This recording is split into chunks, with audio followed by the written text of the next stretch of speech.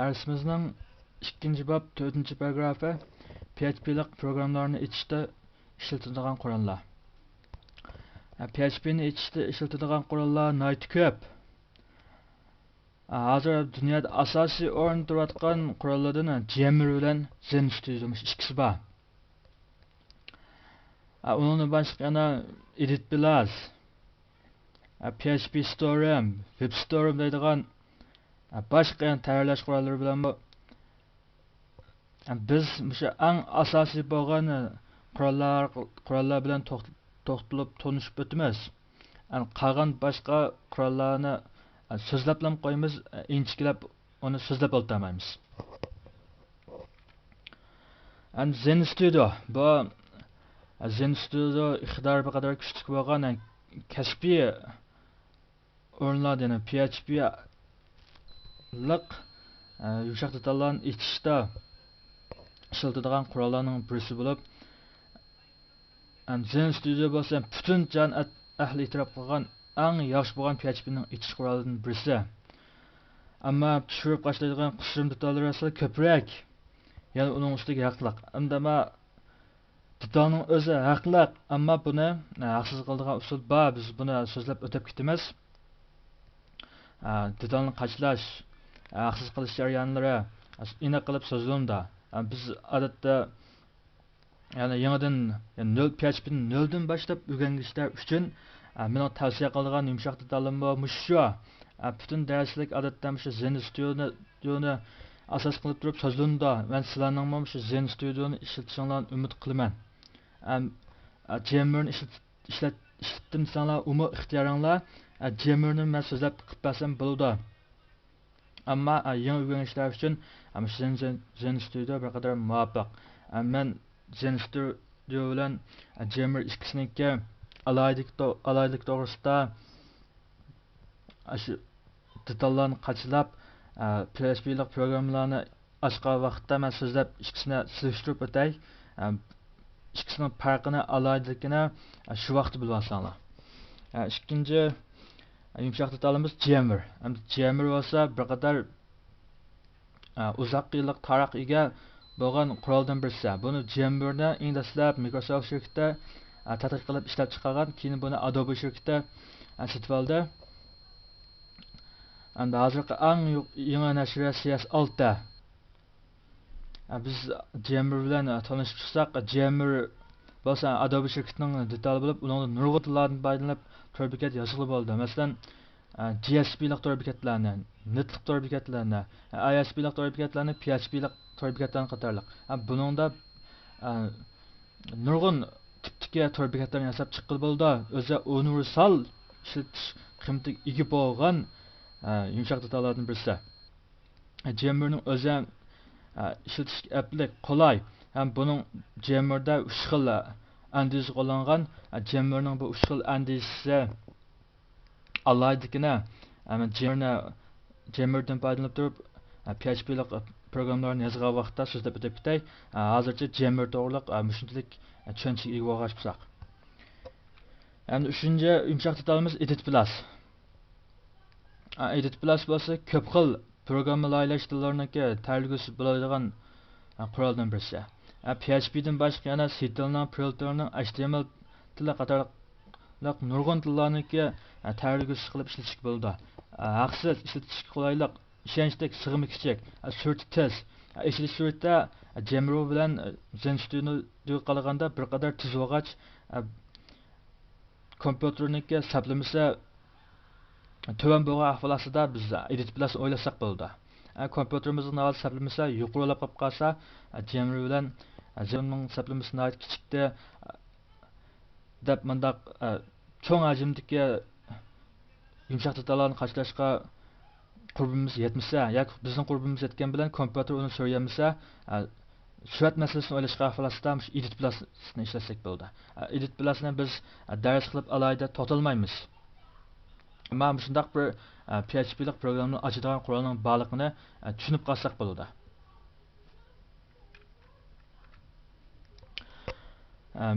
PHP'lik programlarni ochadigan qurollar to'g'risida shunchalik tushuncha hosil qilsak, darsimizniki mushu soat qismi mushu yerda oxirlashdi.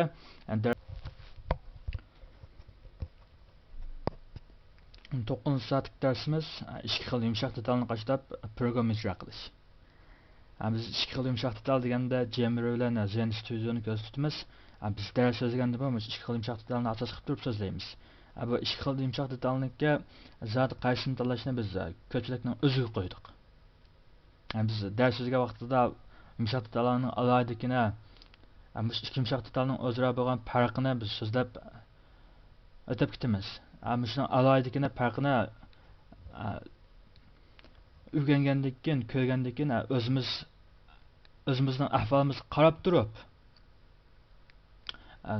mush qurollarning birini tanlab o'rganib olsak bo'ldi.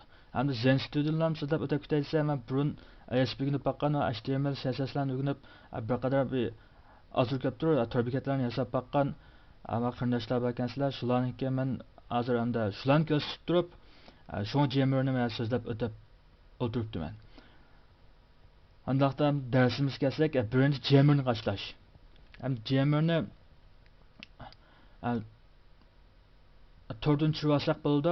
Tordan topolmay qolsak, men bizningki Kiku'ningki topniki hujjat qismiga yo'llag'liq shu yerdan tushirib olsak bo'ladi.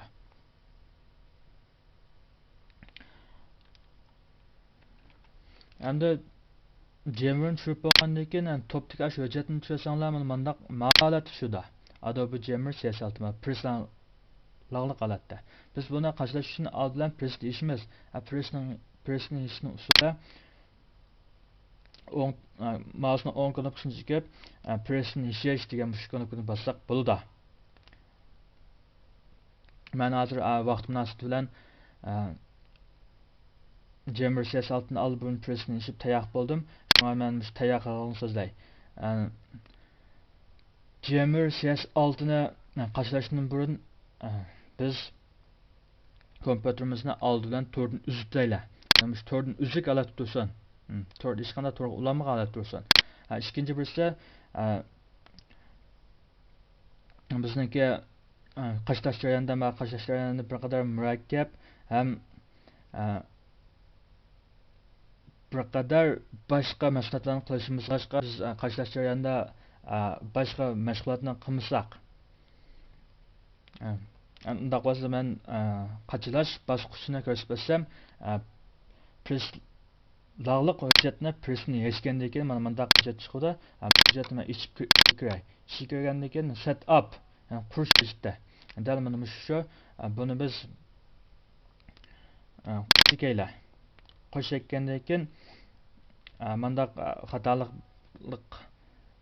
bir futurishni chiqadi. Biz buni e'tiborga olmay o'tib ketdilar. E'tibor olmaslik deganda chekib o'tib ketdik. O'tib ketgandan keyin bundaq Adobe'ningki yumshoq detallarni qachilashning dastlablashtirish mashg'ulot bosqichi chiqdi. Biz buni o'stirib bo'yicha safar saqlab turaylik. Bu odatda bir minutdan 2 minut qisqa bo'lgan ahvolda dastlablashtirish bo'ldi va shuningcha saqlab turaylik. Dastlablashtirish bosqichi tugagandan keyin mandaq bir qachilash bosqichiga o'tib ketamiz. Bundan qachilamsiz ya ishlatamsiz degan ikki tur bor. Biz bundan ishlataman degan turni tanlaymiz. Birini chekkandan keyin mandaq bir Adobe shirkati ta'minlagan kelishimnoma ijro bo'ldi. Buningda qo'shma degan tanladim.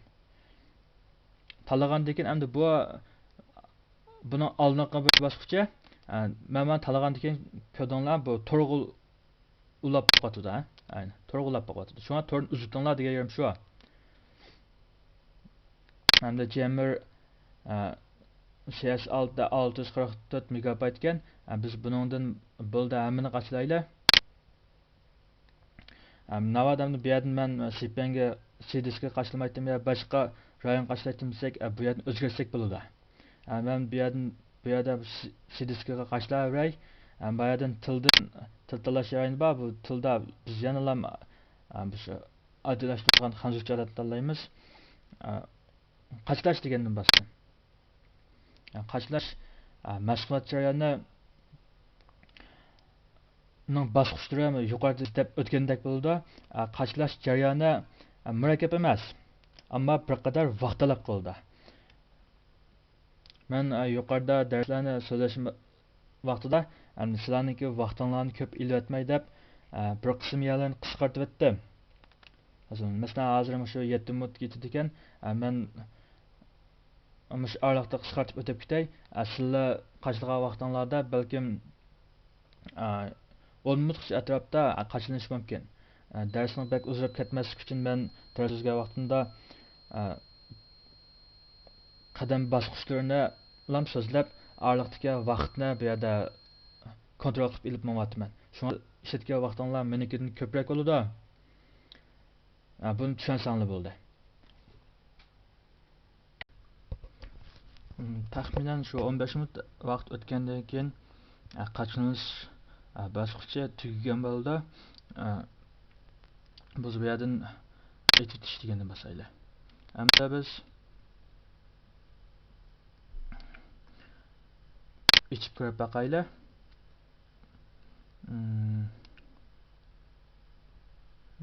Adobe Jammer CS6'ni içip ko'rib baqaylik. Bununki dastlabki yuzini qanday bo'ldi? Tanishib o'taylik. Hamda Adobe Jammer CS6'ni o'zi kelsak, bu bir qadar sal cho'ngroq bo'lgan detal. Ko'pchilikniki kompyuterniki hisoblamasining yuqori bo'lgan sharoitda ishlatilib qilaman. Hamda shu kompyuterimizniki hisoblamasi masalan 2 saqlovchi 4 gigabayt. Bu yerdan ishlatishni bo'lsak, 2 saqlovchi 4 gigabaytdan cho'ngroq bo'lsak 4 gigabaytga yetgan vaqtda men shu Jammer CS6'ni ishlatishni qilaman. Bu yerdan bo'ldi hamin tanlay. Endi shu kodlarni yana qanday tor bekatlarni qo'llash ilib borasiz desa, yani ASP'lik, DSP''lik bo'ldi. Biz hammasini qo'llab bersin hozircha. Yani PHP debdi biz PHP bilan bassaqmi bo'ladi. Bu hammasini qo'llab bersin, mayli hech qisi yo'q. İşki saqlovchimiz 4 gigabaytdan ortiqroq, yoki 4 gigabayt vaqtda bumi deganda 2 gigabayt vaqtda undan Jammer CS6'ni ishlatishni talab qilaman. Jammer CS6 bir qadar sal ig'roq. Zinda Studio shundoq bir qadar ig'roq. Endi Navatsialniki mashg'ulot sistemalar XP undan ishki saqlovchilar 1 gigabayt. CPU'ningki chastotlarimni tuvan mundaq ahvolasida hamda sizlarningki editplash ishlatishinglarni men talab qilaman. Jammer o'zi bir qadar ig'ir bo'lg'achqa qo'zg'alishmi bir qadar asroq. Navadan sizlarningki kompyuterning hisoblamasi meningki kompyuterning hisoblamasidan yuqori ahvolasida tezroq qo'zg'aldi. Endi biz bu yerdan endi sabta ishlab chiqibdi. Bu ma'lumotlar chiqibdi. Bu Adobe'ning Jammer CS6'ningki dastlabki ko'zlik shu. Biz Jammer CS6'da biz torbatlarni yasash uchun oldin bir tor bekat quratdik. Biz Jammer CS6'ningki ko'rinish yuzining shundoq bo'lganligini bilib olsak bo'ldi. Jammer CS6'ningki qachinish jarayoni yuqoridagidek bo'ldi. Biz buni so'zlab o'tab bo'ldik. Jammer CS6'ni qachlash darsimiz mushat oxirlashdi. Darsimizni yoqtirib ağlığınızға rahmet. İkinci bab PHP mühitinin kuruş ve iş kuralları. Bizim ikinci babımızın 10 saatlik dersi Jammer'ni haksız qilish dersi. Biz aldığın saatte Adobe Jammer CS6'ni qaşlab bolduq, lekin qaşlagandan keyin onu qo'zg'atsak qo'zg'atgan vaqtimizda uni faqat 30 kunliklam ishlatalaysiz deydigan bir dialogram chiqqan. Faqat hozir shu 30 kun ishlatalaymiz. 30 kundan keyin yoki buni ishlatga soldi. Yoki sitib olsa. Shunlashqa biz buni hamda qanday qilsak shunda haqsiz qilib hozir mush soatimizda mush masalada to'xtalib chiqaylik. Buni haqsiz qilishning usulamini mundaq. Biz buni haqsiz qildigan qistirma detalni biz QQ topimizdagi hujjat qismiga biz yo'llab qo'ydik. Dal buni mushtal shu qistirmiz. Adobe CS6'ningki qusturum yamıqı. Biz bu QQ'ningki to'plashdan tushgan vaqtida shundaq shuda biz Press'in ishini oldingi soatlik darslarimizda so'zlab o'tgan bir qator. Bu yerda men Press'ni ish to'g'ri so'zlab oltamay, men Press'ni ish tayyorlik bo'ldim. Buni shu, buni ish kirgandan keyin bu yerda 32 yak 64 deb ish bor. Bizning mahsulot sistemamiz 32 qanlik bo'lsa, 32 degan ichga kirib buni tanlasak bo'ldi. Navadan 64 qanlik bo'lsa, 64 degan ichga kirib buni tanlasak bo'ldi. Meniki mahsulot sistemim 32 qanlik bo'lgachqa men 32 ni tanlab bu dal shu oxirgi qaytnamni DLL bo'lgan shu hujjatdan tanlab bir nusxani ko'paytib olay. Ko'paytish. Buni ko'paytib olgandan keyin men hamda bu yerdan chekinib chiqib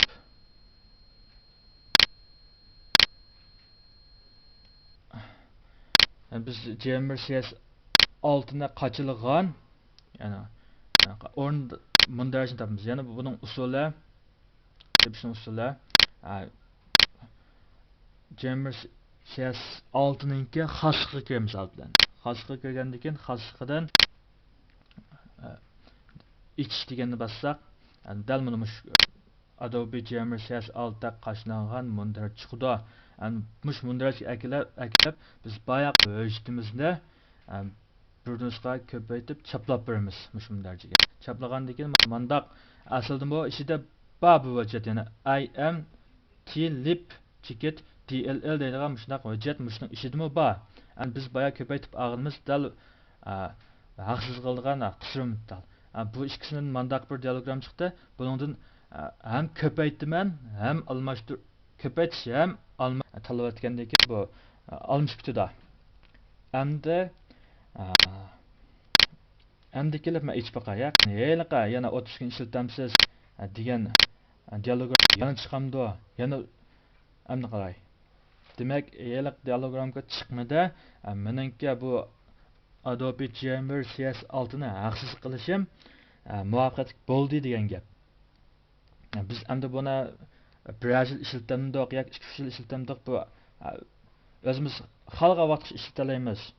Endi birisi Adobe Jammer CS6 da hozirgi eng yuqori nashrimiz shu.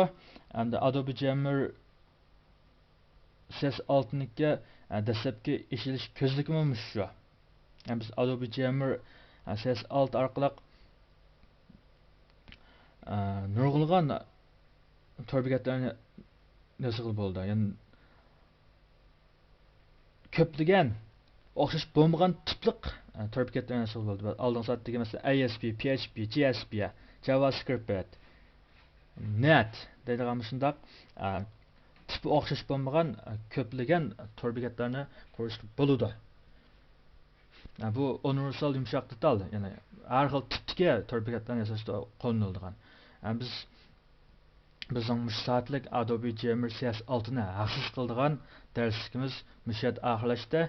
Buni endi ishlatuvchilar qiynalmay ishlasanglar bo'ladi.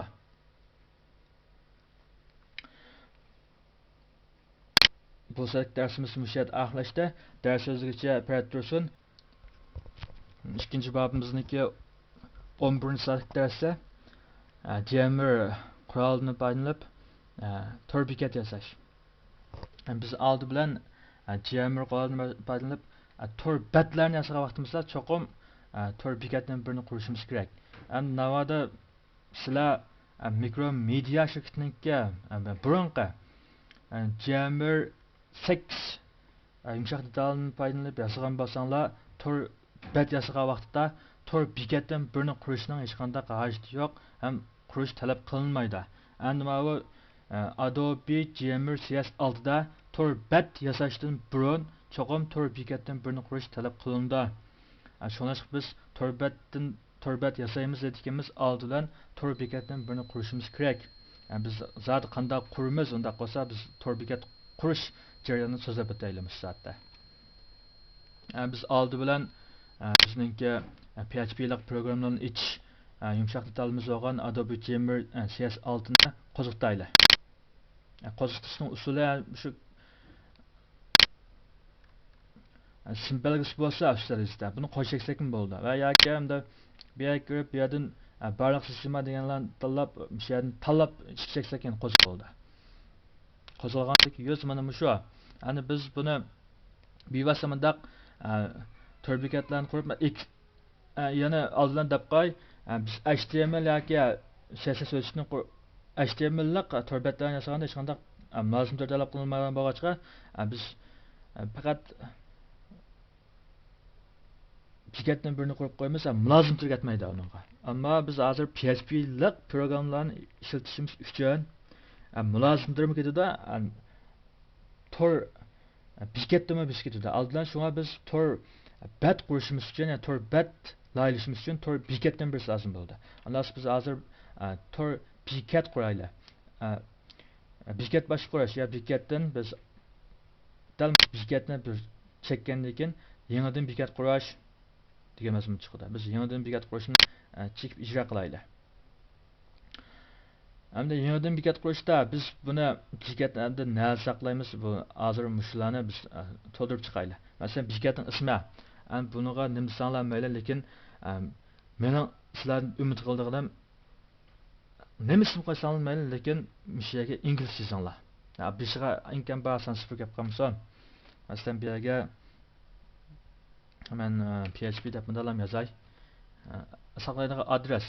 Endi biz har doim saqlaydigan torbetlarni qo'yniga adresimiz yiliqi biz APM server ne ishidikka 3W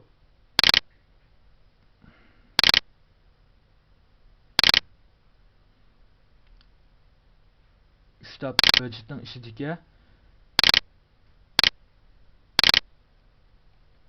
htdocs bo'ladi. Har doim biz mushu mundarjini qilib ishlatamiz. PHP'lik tor betlarimizni mushuni arasga qo'yamiz. Dal mushuni ko'ksitib beramiz. Bekatning ismi PHP bo'ldi. Biz mushu bekatning mundarasini biz IPM serverningga mundarasi ostidagi 3W mundarasining ostidagi htdocs qilib yo'llab berdik. Buni biz bir qator saqlash ilib bo'lgandan keyin hamda bekat buning kirib yana bekat kirib bekatdan hamda bosh qurish. Bekat bosh qurish tanlab boyaqa biz qurib chiqqan shu bir PHP'lik tor bekatga nisbatan tayyorlash ilib boramiz. Tayyorlashni boshlagandan keyin biz oldingi soat qurib chiqqan soatimiz qurib chiqqan shu diagram chiqdi. Buningdan hamda dal shu mulozim tur degan o'ringa birini qurib beramiz. Mulozim turni birini qurib chiqaylik. Mulozim turning ismini nima desanlar mayli, yana oldingi soat men ochib ketgandek bu yerga shu nima ism qo'ysanlar mayli, lekin ingliz desanlar. Oldingi son gap qilmasin. Bo'ldi, men mulozim tur deb yozib qo'yay hozir. Mulozim tur. Ulash usuli deganda biz hozircha boshliq yo'lab turmagandan keyin buni yerlik tor bekat yerlik tor degan mushuni bilan bog'laymiz. Hozircha esingizda bo'lsin, ulash usuli FTP emas, ya'ni yerlik tor bet deganga. Ya'ni nima qilsangiz mulozim turni biz kompyuterimiz mashg'ulot sistemimizda qurib chiqib, mulozim turni mashg'ulot sistemimizda qurib chiqdik. Bizningki tekshirish usulimiz bu, ya'ni shu kompyuterimizning mashg'ulot sistemimizdagi tor kirg'ish detallardan foydalanib bo'ldi. Shunga biz hozircha shundalab turamiz. Hamda bu yerdagi hujjatga yoki doiraga biz odatda yanilam heliqa naq taloqliqga, ya'ni qayta ko'ksitib qo'y, navbat taloqliq bo'lmasa biz IPM serverning ostidagi 3W ning ostidagi htdocsni biz qaytadan tanlab qilib bersak bo'ladi. Dal mundarj shu. Ammo yerdagi qattiq rayonningki qattiq diskninki belgisi sizning navada D rayon talagan bo'lsa shu D rayon qarshi bo'lsa shu IPM serverni qarshılagan rayondan mundarjga qisib bersak bo'ladi. Hamda URL yana bu adresga biz lokal hostlasangiz bu ixtiyoringiz. İkisini qanday yazılmayla. Men sanchtab yezishgan IP adresi bo'yicha nim qilishga amroqroq, shunga men 127.2.1 degan tanlay. Buni biz bir qadar saqlaydi. Saqlavatdik, saqlavatdan keyin miyaga qitildi bu hamda. Miyaga qitildi. Biz buning sınaq deganga oldiga bir to'g'ri belgisi qo'yib deylik. Qo'yib bir qator saqlavatdik. Saqlandi. Yana tayyorlashganishi kerak. Biz faqat hozir esinglarda bo'lsin, biz hozir mulozimlarning birini qurdik. Shu mulozimlarga qarata biz yana tayyorlashib boraylik. Buning endi yuqori daraja qismiga kirib, yuqori daraja qismiga kirgandan keyin bundan hujjatni ilish degan ixtiyorni olsaqmi bo'ldi yoki oshmasaqmi bo'ladi, chunki biz hozircha email ishlatmaymiz. Hamda buning eng muhim bo'lgani mulozimlarningki tipi. Biz zot qanday mulozimlar ishlatamiz, o'sha tipini belgilayotmasak qat'iy bo'lmaydi. Bizning tuzmoqchi bo'lgan programmamiz PHP ishlatilgan sonimiz MySQL bo'lg'achqa biz PHP MySQL tipliq mulozimlar lozim bizga. Shunga biz PHP MySQL degan mulozimlar tipini tanlaymiz. Bu tanlashlar albatta shu mulozimlarning yuqori darajalik ko'rsatish kartasidan ishini bo'ldi. Biz mulozimlarning tipini tanlab etgandan keyin endi saqlash deganni bosamiz. Endi demak bizningki mava PHP liq tor betlarni qurish uchun bekatdan birisi lozim bo'ldi. Bekatni qurib chiqib, bekatga biz PHP MySQL tipliq mulozimlardan birini sapladik. Saplash jarayonini so'zlab o'tdik, endi saqlaymiz. Saqladik, bu yerdan bu tugida ishlaymiz. Demak biz PHP liq tor bet emas, tor bekatda. Tor bekatdan birini qurib chiqdik. PHP liq tor bekatimizningki ishlagan mulozimlarning birini qurdik. Mulozimlarimizning tipi PHP MySQL tipliq bo'ldi. Demak bizning bu soatlik PHP tipidagi, ya'ni mulozimlari PHP MySQL tipidagi bir tor bekat qurishimiz muvaffaqiyatli bo'ldi. Bu soatlik darsimiz mushiyat oxirlashdi. Dars o'zigacha parad tursin. İkinci babımızningki 11 soatlik darsimiz tunji program ijro qilish. Biz oldingi soatimizda tor bekatni qurib chiqdik. Tor bekatning birini qurib olib bo'lgandan keyin biz keyin tor betlarimizni shu tor bekat mundaras asliga saqlab ijro qilaversak bo'ladi. Endi biz bir programmani qanday yazmiz, shuni biz birinchi soatlik programmani yozish darsimiz mushiyatdan boshlandi. Program yozishga aloqador bo'lgan darsimiz, yana amaliy qo'lsilib mashq qiladigan darsimiz endi mush soatdan boshlab boshlanib ketdi. PHP o'rganuvchilarimiz mush soatdan boshlab amaliy qo'lsilib mashq qilib masonlar bo'ldi. Endi darsimiz nazariya bilan amaliyot birlashtirilgan asosda ma'noda. Amaliyotning bor, nazariyam bor. Shunda qolatdi. Endi biz eng dastlab PHP yana betdan birini qurgan vaqtda eng bishig'an HTML kodi. Bu HTMLning kodi hamda HTML xat body uch boshli HTML kodi. Bu nimani bildirdi desa, shu HTML deganimiz HTML kodning boshlanganligini, xat bo'lsa bosh qismi oxirlashdi, body bo'lsa yana mazmun qismini o'z ichiga oladi. Mazmun qismi oxirlashdi, HTML kodi oxirlashdi. Mushni o'chmaydi. Endi biz bir programmani, ya'ni Salom dunyo degan shundaq bir xatni tor bet yuziga urib ko'ksitaylik. Ya'ni mush programmani biz ijro qilib ma'yli. Endi biz ichish qurolimiz, PHP liq programmalarni ishda ko'p qilingan detalimiz Adobe Jammer siyosatini ichib mushu programmani ijro qilib ko'raylik. Biz ichib oldin PHP'lik programmani ijro qilishda betdan birini ochaylik. Ya'ni biz kod yozadigan betdan birini ochaylik. İşning usuli hujjatni yenidan qurish. Yenidan qurishdan oqbatdan bir yoqqa qiladigan bo'lsak, bir patmani bor.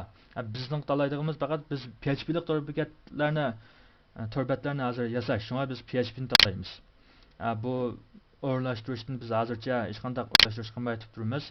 Bu hozir hujjatning tipi XHTML bo'lsa bo'ladi. Bu yerga chiqilmay turayli. Endi qurishni bosgandan keyin bizga men oldingi soatda bir o'zim ishlab chiqqan, shunglashqa bu ishki bo'lib qoldi. Odatda sizlar qurg'oqsida men bir holat chiqdi. Bu saqlanmagan holatda shunday chiqdi. Endi biz shu Jammer'niki shu bet ko'zakniki yuzi bilan tanishib chiqaylik. Jammer'niki ko'zakning yuzi odatda mana qoladi. Bu yuz qismi. Tepida shu DW degan qisqartma yozilishi bo'ladi. Ko'rinmasi mana bo'ladi. Men buni cho'ngaytgandan keyin bu cho'ngayib cho'ngayganda shunday holatda ko'rindi. Yuzim shunday holatda bo'ldi. Ya'ni bu yerda DW ni Jammer'ning qisqartma yozilishi. Biz hozir PHP'lik tor betdan birini qurib chiqib bo'ldik.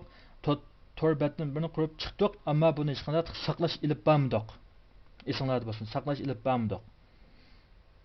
Endi Jammer'niki o'zi bo'lsa tor bet yasashda mundaq 3 xil andiz qo'llangan. Ya'ni bu 3 xil andizning birisi kod yozish shakli. Kod yozish shakli.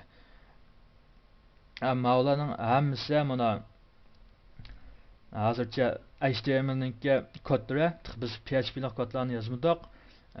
PHP'lik kodlarni ham yozamiz.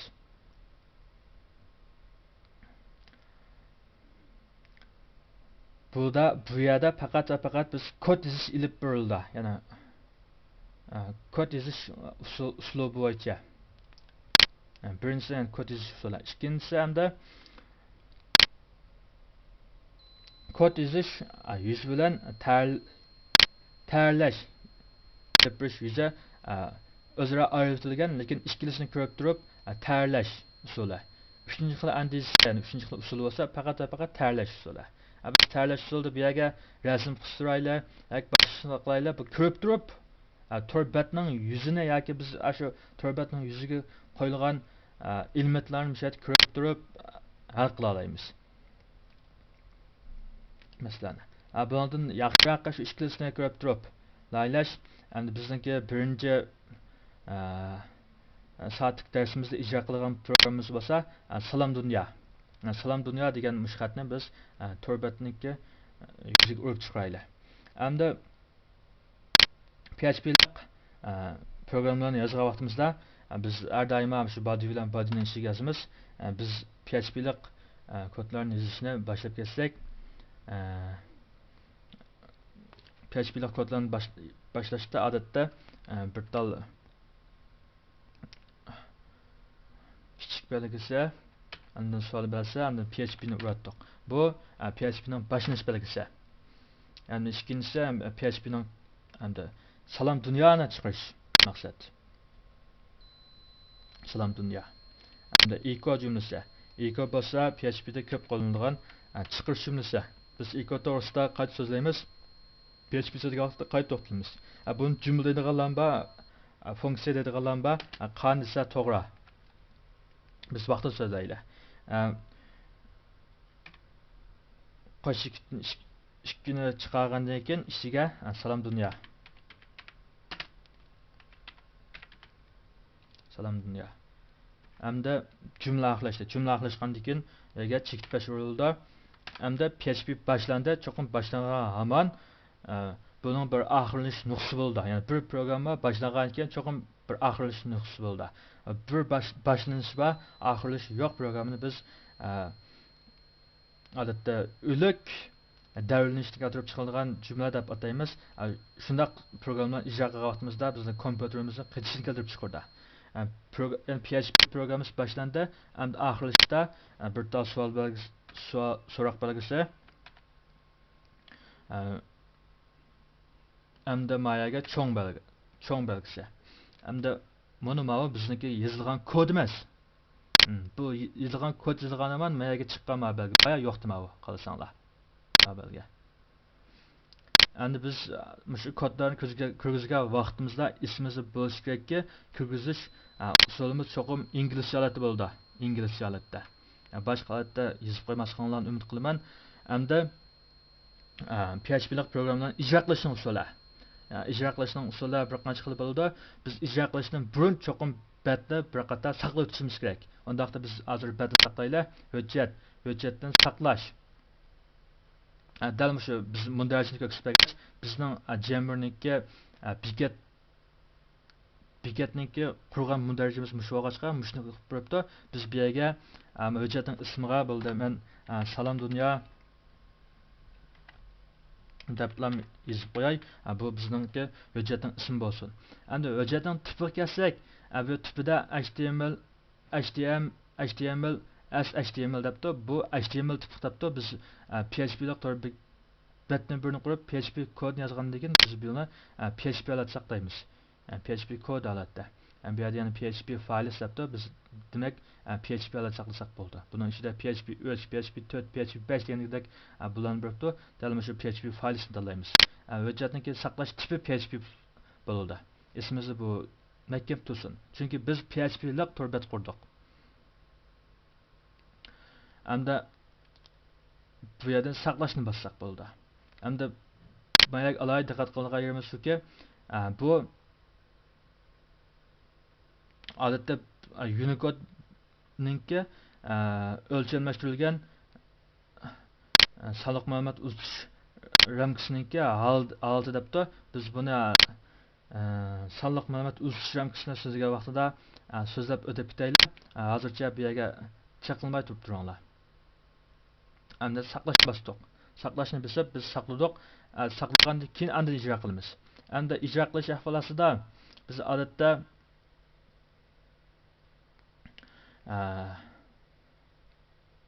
mushu bir, ya'ni mushuni bosib buning ichidan hamda bizning shu kompyuter mashg'ulotimizda bor bo'lgan tor kirgizishlarni tanlab, shuningda biz ko'rsasak bo'ldi. Menikidan Firefox bor, nima Trim bor, ama Qq'ninki tor kirgizishisi bor.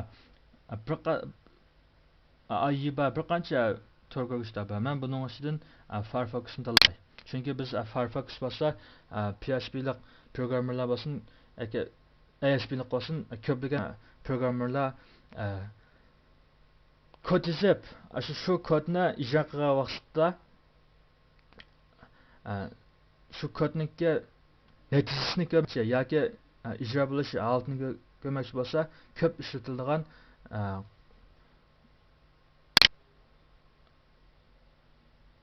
tor kirgizgich. Biz odatda shu tor kirgizishga ham shu Firefox'ni ishlatamiz. Bundan keyin bizniki ishlatgan qurolimiz Jammer bilan shu Firefox ikki tal bo'ldi. Tushunmaganlar Firefox'ni tushirib qayta o'ylanglar. Salom Dunyo degan xat buni chiqdi. Hamda bizniki programmamiz xatolik bo'lmabdi. Shuni biz buni saqlab alnaqdan bir vaqtim saqlab bo'lgan o'zgartirish kirgizsak saqlasak bo'ldi. Bo'lmasa bizning birinchi programmamiz shundan tugida. Ya'ni shu birinchi programmamiz Salom Dunyo degan xatni bat yuziga yozib chiqarish.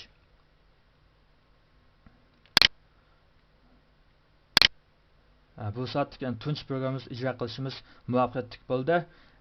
Bu soat darsimiz shuni oxirlashdi. Dars o'zigacha operator PHP o'rganish QQ top nomerimiz 1939 83 259. Xayr xo'sh.